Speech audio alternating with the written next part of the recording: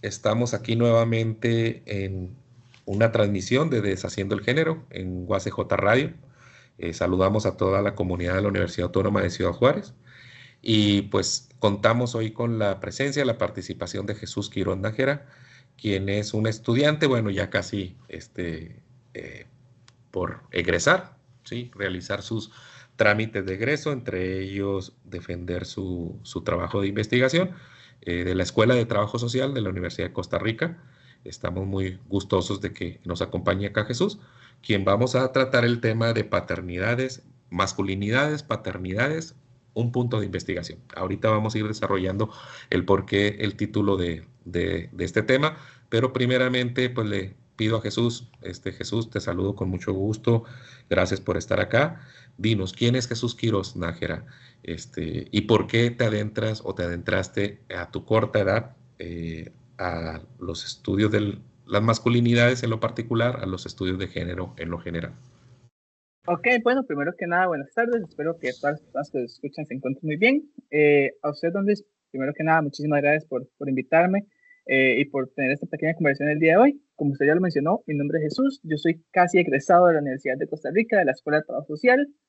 Tengo 25 años de edad y tengo alrededor de 4 años de experiencia en el trabajo con hombres y en el estudio del género de las masculinidades. Cómo ingresé a este mundillo, por así decirlo, es una historia que me gusta bastante porque durante toda mi vida eh, hubo momentos en donde las personas a mi alrededor me decían cosas sobre lo que yo tenía que hacer y ser que no calzaban con lo que yo sentía que yo debía ser y cómo debía ser, ¿verdad? Entonces, durante muchos años acumulé muchas dudas hasta el momento de ingresar a la universidad y reunirme con un grupo de chicos de mi carrera, empezar a hablar sobre qué significaba para nosotros ser hombres. Y en ese momento fue donde se encendió una bombilla en mí y dije, ok, aquí es donde pertenezco y esto es lo que yo quiero estudiar. Y a partir de ese momento he tenido el privilegio de poder formarme en institutos argentinos y mexicanos sobre el tema, hasta el punto de hoy, que después de alrededor de 5 años de universidad, en la Universidad de Costa Rica manejamos dos grados universitarios, por decirlo. Uno primero, que es un bachiller, para el cual simplemente tenemos que cumplir con nuestros primeros 4 años y ese plan de estudios y cumplir con un trabajo comunal universitario de alrededor de 300 horas. Y luego tenemos un grado de licenciatura, que para ese, además de un año más de cursos, tenemos que presentar un trabajo final de investigación, que usualmente son 4 modalidades: una tesis, que es generación de conocimiento; un seminario, que es profundización en conocimiento; un proyecto y una práctica, que estas dos últimos sí son algo más, valga la redundancia, práctico, ¿verdad? Al final de cuentas, yo por el deseo que tenía de profundizar en el tema que me apasiona, decidí inclinarme por hacer una tesis. Y eso es lo que me tiene aquí el día de hoy, a menos de un mes de hacer la defensa, y después de haber estudiado las paternidades de los hombres y cómo se les enseña a estos a ser papás. Sí, muy bien, Jesús. Gracias también por esta síntesis de cuál es la implicación dentro de la Escuela de Trabajo Social, o si no me equivoco, creo que es una dinámica dentro de las instituciones de educación superior, al menos públicas en Costa Rica, Exacto. de poder obtener un bachiller en un periodo de años, pero si quieres acceder a la licenciatura es un año más y obviamente con un abanico de posibilidades de obtener a través de un proyecto, un seminario, como tú bien lo señalaste, o defender ante un sínodo un proyecto de investigación, un trabajo de Sí, investigación que tú realizaste. Sí, así fue como yo conocí bueno, yo conocí a Jesús, la Escuela de Trabajo Social y la Universidad de Costa Rica. Bueno, ya había estado previo a cuando estuve en la Escuela de Trabajo Social, pero ahí conocí a Jesús, me contaste de tus inquietudes de lo que estabas haciendo y luego ya me permitiste, y lo agradezco mucho, contar como lector de un trabajo de investigación que ya está por presentarse ahora en la primera semana de junio. Cuéntanos, Jesús, ya nos dijiste más o menos el título o al menos las primeras ideas centrales de este proyecto de investigación, pero cuéntanos, Jesús, ¿cómo fue dando forma este trabajo? ¿De qué va? cuál fue eso el objetivo, cuáles han sido las implicaciones a lo mejor desde tu abordaje metodológico, de tu trabajo de campo, estos primeros hallazgos, estos primeros resultados. Te puedes dar una pausa, no tienes que contarme todo en esta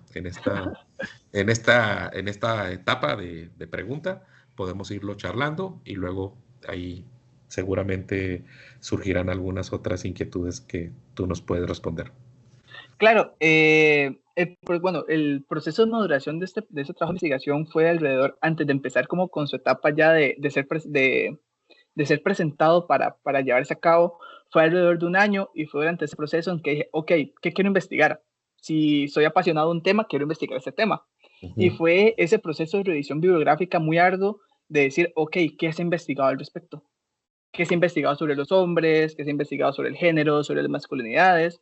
Y ahí fue donde caí en cuenta de que había un tema que se tocaba muy poco y se tocaba siempre desde una visión legal del asunto, que es la paternidad, porque al hablar de padres se suele hablar como de las leyes de paternidad, al menos de las que hay en Costa Rica. Y yo dije, ok, aquí existe un vacío. ¿Por qué? Porque se está hablando de ser padre desde un aparato legislativo.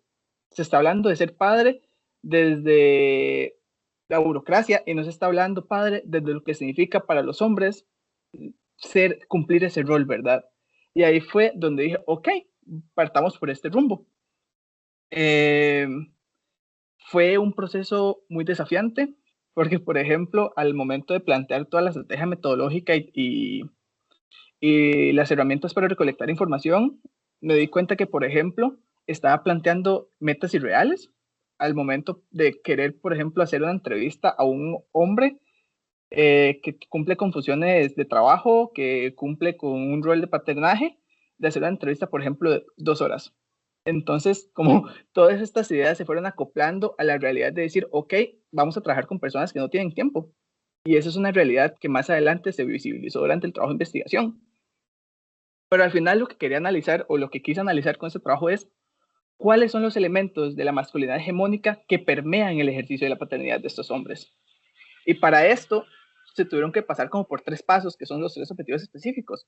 Primero, entender qué es para ellos ser padre, y entender cómo es su dinámica, entender cuál es su cotidianidad, para luego entender y analizar cuál es el valor que tiene la socialización para ellos, tanto la primaria como la secundaria, porque usualmente nos centramos mucho en la socialización primaria que ocurre en el núcleo familiar, y nos olvidamos de la secundaria, que es todo ese reforzamiento que se da desde la sociedad y de los diferentes aparatos sociales, instituciones sociales, tales como la iglesia, la educación, para poder sedimentar esos conocimientos. Y por último, ya poder realizar el análisis de, ok, ¿cuáles fueron esos elementos de la masculinidad hegemónica que lograron permear y cuáles no permearon? Y después de ahí ya vienen los resultados, que la verdad me gustaría como que lo conversemos un poquito más adelante y trabajar un poco, como enfocarnos un poco en esto que conversamos. Sí, muy bien, y gracias, Jesús, por todavía no ofrecernos ahí una síntesis de los resultados. De lo que tú me comentas, en este proceso, tú lo señalabas al inicio, algunos contactos con algunas instituciones, con algunas redes, incluso con algún, a lo mejor, grupo de profesoras, profesores. ¿Cómo ha sido esta implicación para un estudiante de la Escuela de Trabajo Social que de pronto decide adentrarse a los estudios de género, a los estudios de la masculinidad o estudios de los hombres, que, como tú bien lo sabes, de pronto no tienen el boom, el cartel, como alguien pudiera imaginar? Algo que te ganas de entrada cuando vas a hacer a lo mejor un estudio dentro de la implicación de género es tal vez incluso ¿y por qué estás haciendo eso? ¿Y eso para qué? ¿Y qué caso tiene aquello? Es decir, como le comento yo a veces a mis estudiantes, cuando entras al tema de género, algo que tienes garantizado es que vas a tener más preguntas e incluso hasta más mofas de por qué estás estudiando género, que si por ejemplo estuvieras estudiando otros áreas u otras líneas de investigación que pareciera que incluso dentro de la academia son más pertinentes. Entonces, ¿qué fue influyendo en ti? ¿Quién te fue apoyando? ¿Qué te fue vinculando desde lecturas, instituciones, redes? ¿Cómo fue ese proceso, Jesús? En realidad, yo considero que la red más fuerte que he tenido para poder vincularme a este tema fue este grupo de chicos que te comenté al inicio, que empezamos siendo alrededor de 15 chicos y terminamos siendo 4, y que de esos 4, 2 son de mis mejores amigos. Entonces son personas que siempre han estado muy presentes en mi proceso y decirme de, Jesús, usted lo que está haciendo genuinamente vale la pena. Y también desde este posicionamiento que tomé de ese grupo y los trabajos que pude realizar con hombres después de ello, fue que dentro de la misma escuela de trabajo social yo me posicioné como un exponente sobre el tema de género y masculinidades. Entonces ya se sabía que así que si había un tema relacionado con hombres, la persona que iba a estar por ahí era yo. Entonces desde esa apropiación del espacio fue que fue posible que se me validara el tema. Y sin olvidar genuinamente el apoyo que recibí de muchas partes, profesores y profesoras, de decirme genuinamente vale la pena. Y eso es un cambio, porque lo que usted dice es cierto, Luis. Hablar sobre género es muy complejo. Y es aún más complejo hablar sobre hombres y masculinidades, porque los estudios de género vienen desde hace muchos años. A los hombres nos estudiamos desde hace alrededor de 30 años apenas. Es decir, estamos verdaderamente en pañales. Entonces, por eso, caemos en cuenta que estudiarnos es poner en riesgo los privilegios que se nos da por el simple hecho de ser hombres. Y eso mucha gente le da miedo. Y es por eso que creo que no nos estudiamos. Sí, bien, Jesús. Pues mira, te lo pregunto también, te lo comento porque en esta idea de adentrarse dentro de un área, de una línea de investigación, es cierto, eh, hay un momento en donde esta comunidad de trabajo, que incluso esta comunidad de trabajo se da una retroalimentación, incluso, ¿por qué no decirlo?, fuerte, crítica, que es la que hace que precisamente uno visualice el supuesto, la hipótesis, la metodología, el método, toda una variante de aspectos que permiten reforzar y generar a lo mejor un acercamiento a resolver algunas inquietudes de una manera científica dentro del ámbito de lo social. En ese sentido, me parece muy adecuado que pues no desististe y al contrario, estás más apasionado que nunca con Bastante. el tema.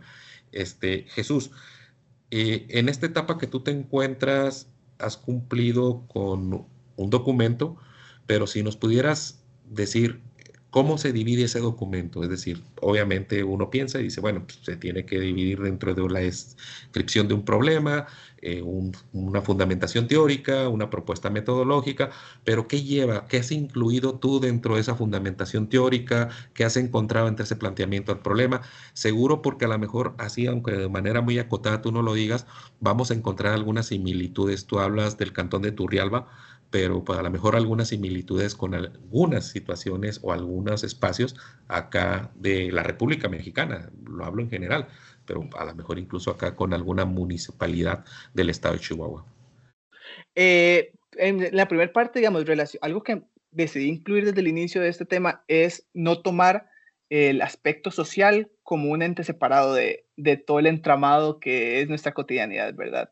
Entonces, desde el planteamiento de mi problema, desde el planteamiento de mi tema de estudio, sí dejé en claro que lo social va de la mano de lo económico. Es decir, es cierto que existe un sistema social que es de corte patriarcal, muy machista, pero que se ve reforzado también por un sistema que es capitalista, que es un capitalista neoliberal que se alimentan del uno del otro, ¿verdad? Y que eso es lo que nos configura el día de hoy. Entonces, ese fue como el primer elemento que dejé en claro.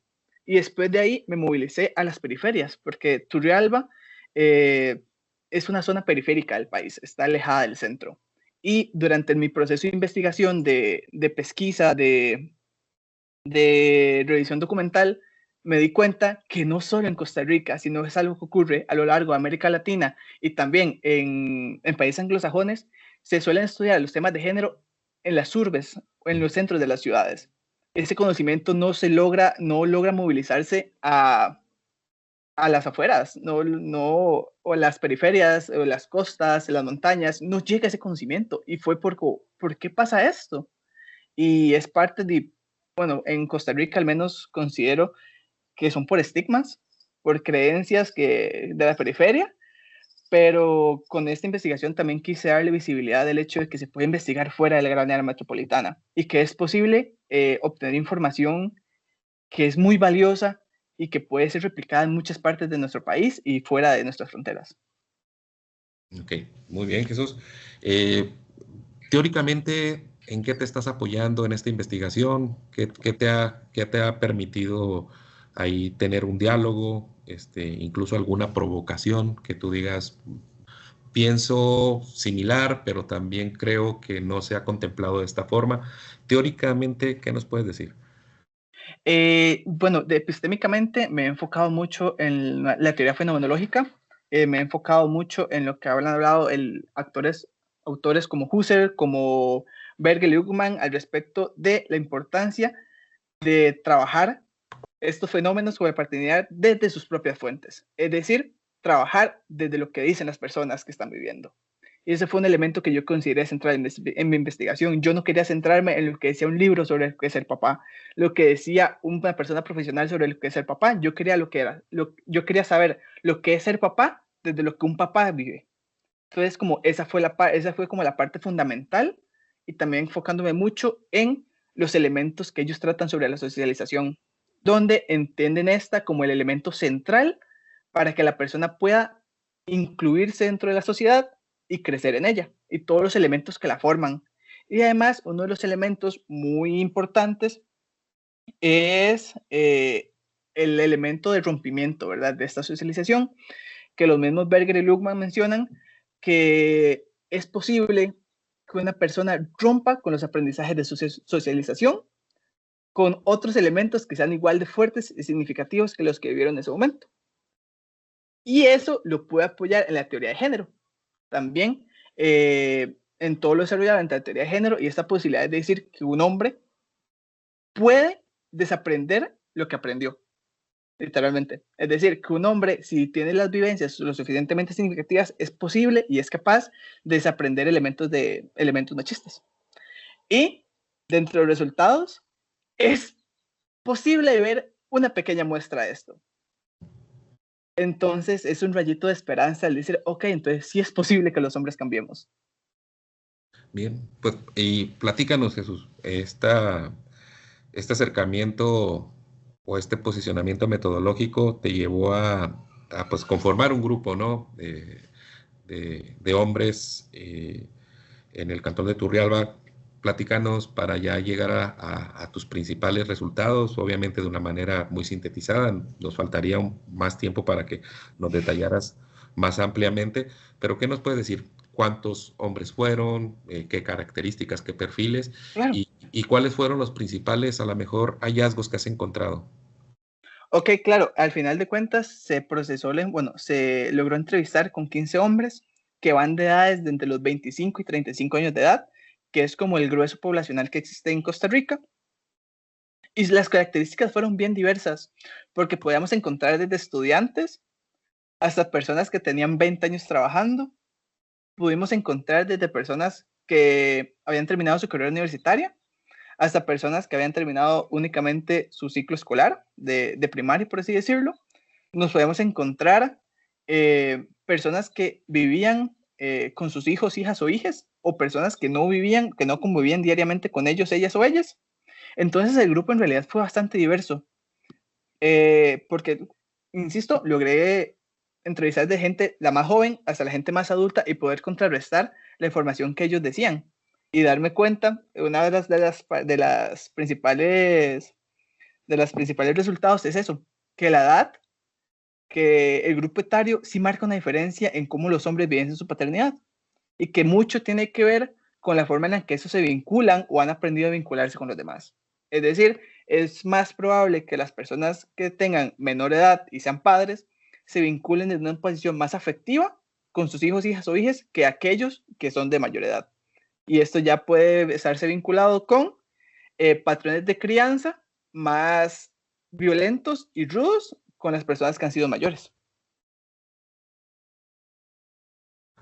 Pues muy interesante, Jesús. Esperemos que ahora, ya cercana a tu fecha de defensa de grado, pasando esa etapa, podamos encontrar tu investigación, ya sea publicada a modo de artículo, modo de capítulo de libro, y por qué no, que tengas una participación. Te haré la invitación en su momento para alguno de los congresos que son acá en la localidad. Si no nos puedes acompañar de manera presencial, pues seguramente vamos a disfrutar, que sea también en tiempo remoto. ¿Ibas a comentar algo, Jesús? Sí, claro, y es que además, digamos, primero que nada, muchísimas gracias por la invitación. Y hay elementos también que son centrales en lo que fue la investigación.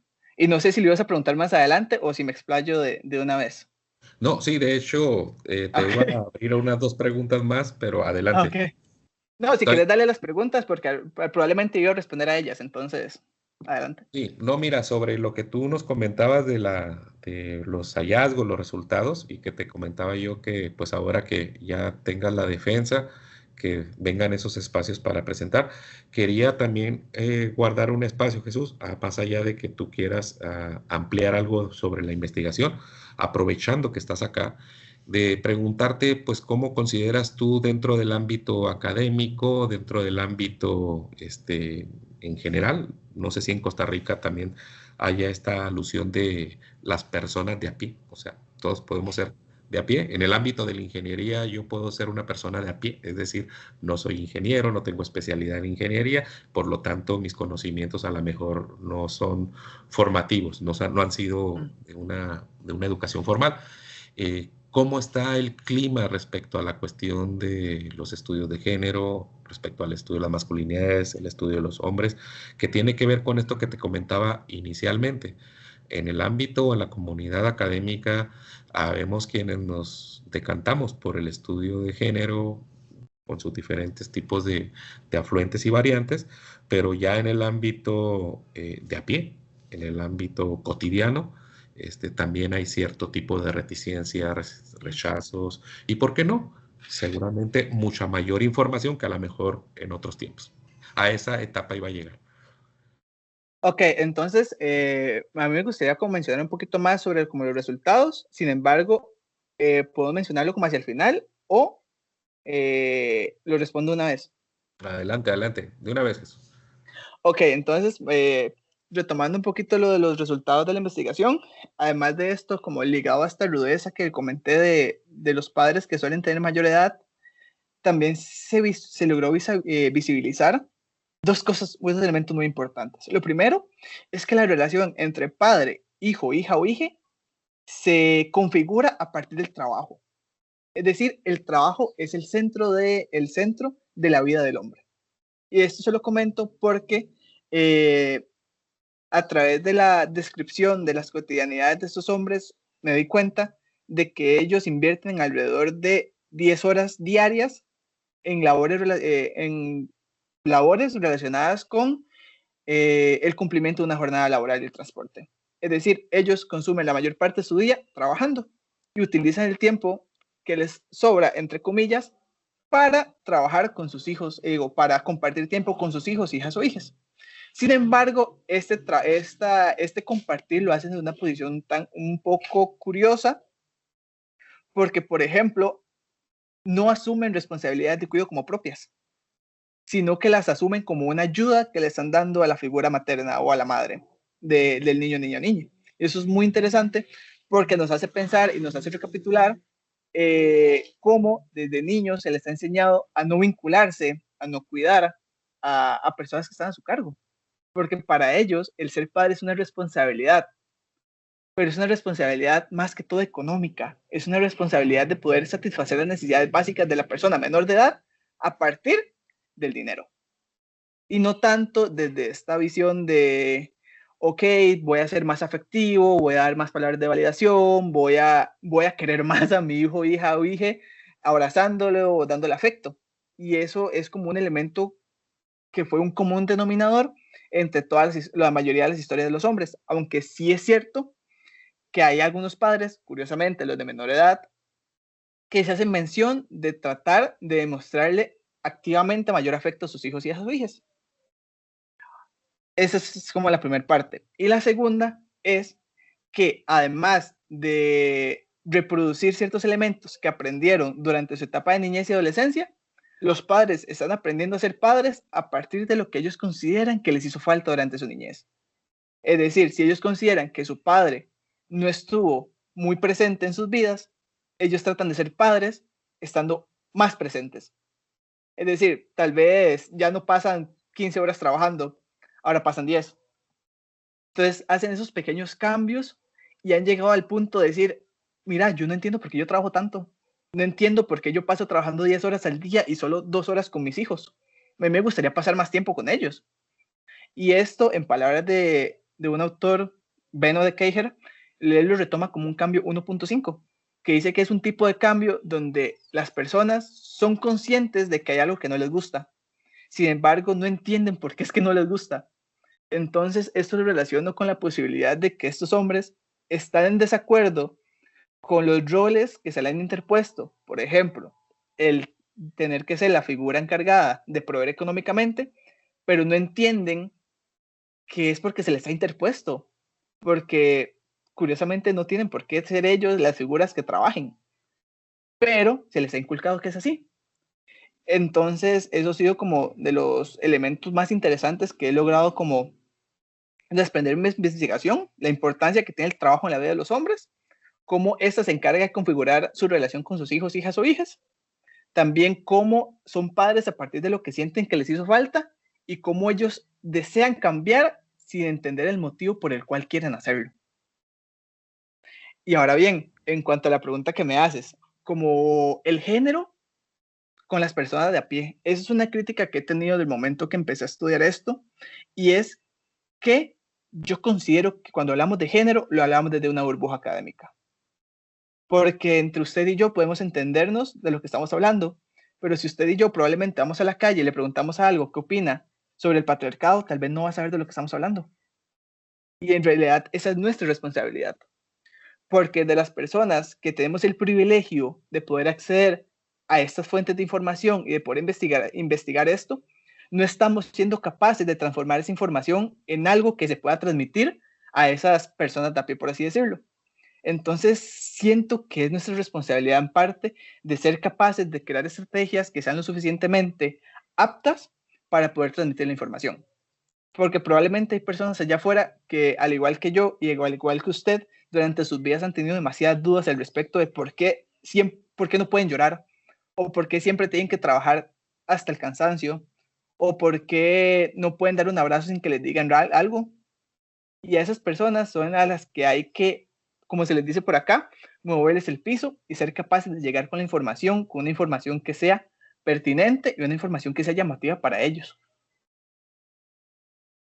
Sí, sí, muy bien, Jesús. De hecho, en esto que comentas, incluso en ambos bloques, esta cuestión de aquellos padres dentro del ámbito de la idea de trabajo, de la categoría de trabajo, esta idea del proveedor, ¿no? Que los hombres, para ser hombres dentro de diferentes tipos de situaciones, para hacerlo, una de ellos es que debemos de ser proveedores y buenos proveedores, pero luego nos preguntamos o no ponemos atención de que somos personas que requerimos no solamente dar afecto, sino recibir afecto y eso queda como un complemento.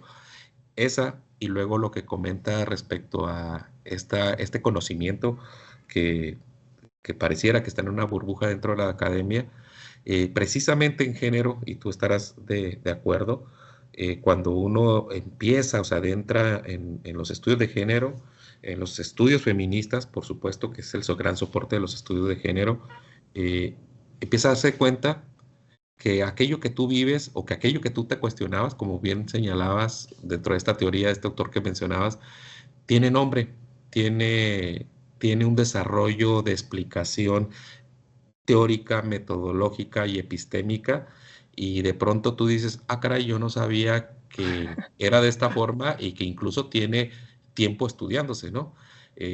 Algunos estudiantes en algún momento me decían,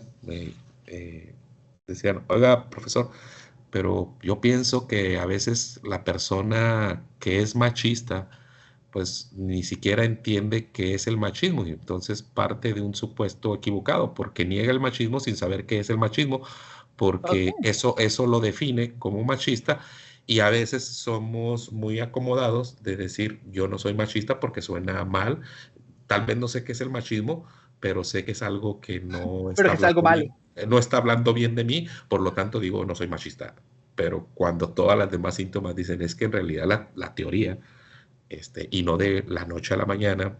Los estudios determinan que incluso hay una tipología, hay un perfil que dicen, pues sí, tienes rasgos machistas. Es como si yo dijera, no traigo resfriado y el médico me va a decir, ¿cómo que no tienes resfriado? Si con todas las pruebas que te estoy haciendo es un resfriado, es un cuadro de resfriado y que tiene todas estas situaciones. Bueno, en las ciencias sociales también hay estos elementos, ¿sí? No se te dice que eres machista o que eres sexista o que eres misógino porque sea un capricho decírtelo, sino porque tú mismo enuncias con tus actos, con tus acciones, situaciones de esta índole. Entonces, yo como padre, pues ser un padre que considero que soy un excelente padre, habría que preguntar qué entiendo por excelente padre, y cuando a lo mejor solamente es la cuestión de el proveer, que no estoy diciendo que sea malo, por supuesto, pero tal vez no es suficiente. Creo que este tipo de estudios en el cual tú te adentras, Jesús, nos cuestiona muchas situaciones a los hombres que estamos incluso en una sintonía o en la mejor de las sintonías de querer ser mejores como padres. ¿Y cómo podemos ser mejores como padres? Pues creo que bien, haciendo lo que consideramos que se debe hacer, pero también cuestionándonos aquello que no sabemos que a lo mejor estamos haciendo mal.